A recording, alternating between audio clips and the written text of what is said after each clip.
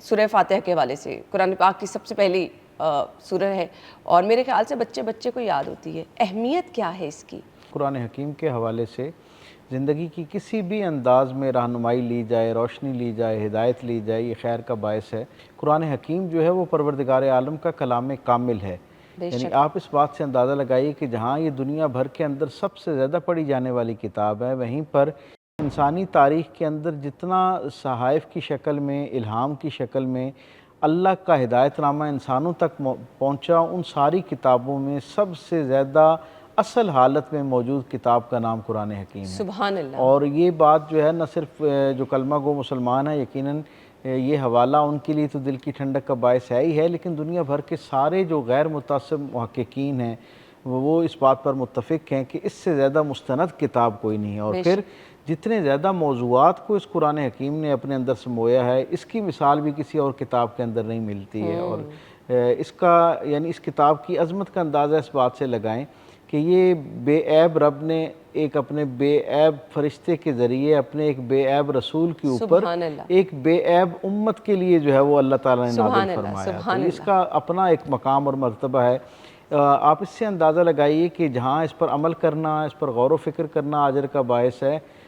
اس کو پڑھنا اجر کا باعث ہے، حتیٰ کہ اس کو دیکھنا بلکہ ایک درجہ آگے جا کے اس کے بارے میں غور و فکر کرنا، اس کو خیال میں، تصور میں، اس کو سوچنا جو ہے وہ بھی اللہ رب العزت کی طرف سے اجر کا جو ہے وہ ایک وعدہ لے کر ہماری زندگیوں میں داخل ہوتا ہے۔ سو یہ سراپا خیر کا معاملہ۔ اب قرآن حکیم کا معاملہ جیسے میں نے آپ کے سامنے رکھا تو جناب علی کرم اللہ وجہ الکریم فرماتے ہیں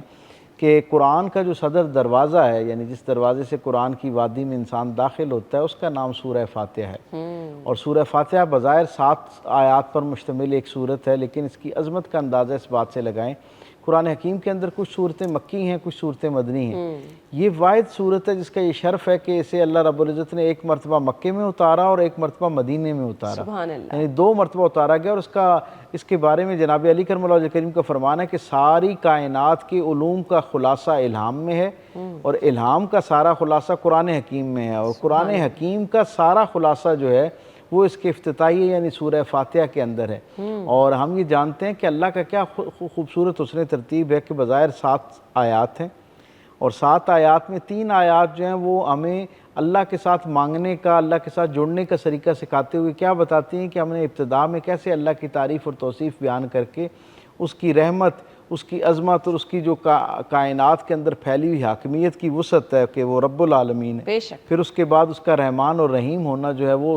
اس کا اقرار کرنا ہے اور اعلان کرنا ہے، اور پھر مالک یوم الدین کے طور پر جو اس کی دائمی حاکمیت ہے اس کا اعتراف کرتے ہوئے پھر کیا کرنا ہے، پہلی 3 آیات میں تعریف و توصیف بیان کرنی ہے، پھر اپنا عجز جو ہے وہ اس کا اظہار کرنا ہے، اپنی عاجزی کا اظہار کرنا ہے کہ تو ایسا کامل ہے اور میں کون ہوں کہ میری حالت یہ ہے کہ میں عبادت بھی صرف تیری کرتا ہوں اور مدد بھی صرف تجھ سے طلب کرتا ہوں۔ درمیان کی آیت یہ، اور پھر اگلی 3 آیات کے اندر پروردگار عالم نے کیا کرینے اور سلیقے سے ہمیں یہ بتایا کہ مجھ سے مانگنا کیسے ہے۔ جب آپ پروردگار عالم کی تعریف و توصیف بیان کر لیتے ہیں، اپنی عاجزی کا اظہار کر لیتے ہیں، تو اللہ کی رحمت اب گویا متوجہ ہو جاتی ہے کہ اب اے میرے بندے مجھ سے مانگ تو کیا چاہتا ہے۔ تو پھر کیا مانگنا ہے؟ پروردگار عالم سے ان لوگوں کا ساتھ مانگنا ہے جن کو اللہ نے انعام یافتہ قرار دی ہے، اور ان لوگوں کے ساتھ سے ان کے ساتھ ہم سفری سے گریز کی دعا مانگنی ہے، ان سے پناہ مانگنی ہے کہ ان لوگوں سے جن پہ اللہ جو ہے وہ ناراض ہے، جن کے اعمال اور نافرمانی اور اعلانیہ سرکشی نے ان کے اور ان کے رب کے درمیان معاملات کو خراب کر دیا۔ تو یہ اتنی جامع یعنی صورت ہے کہ سرکار دو عالم صلی اللہ علیہ وسلم نے اس کو ام القرآن قرار دیا، یعنی یہ جڑ ہے قرآن کی۔ جو آدمی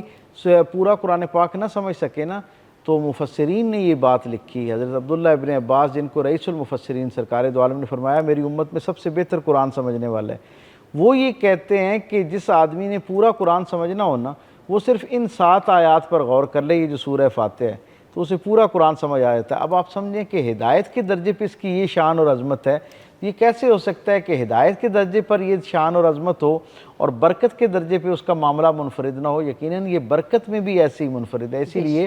زندگی کے تمام معاملات میں جہاں پر بھی آپ کو کہیں کوئی مشکل درپیش ہو، ایک بہت سادہ سی بات بتاؤں، سورہ فاتحہ، فاتحہ کہتے ہیں کسی چیز کو کھول دینا،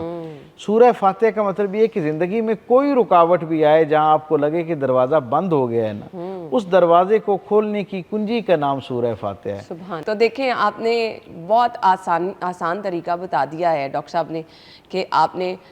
7 دفعہ دن میں آپ پڑھ لیں تو آپ کے لیے بہت برکت کا باعث 7 دفعہ صبح اور 7 دفعہ شام کر لیں تو آپ کے سارے معاملات کو بالکل، اور جو بھی آپ کا پرابلم ہے یا جو بھی آپ چاہتے ہیں، جو بھی آپ کی حاجت ہے، اس کو ذہن میں رکھ کے اگر آپ پڑھیں گے تو انشاءاللہ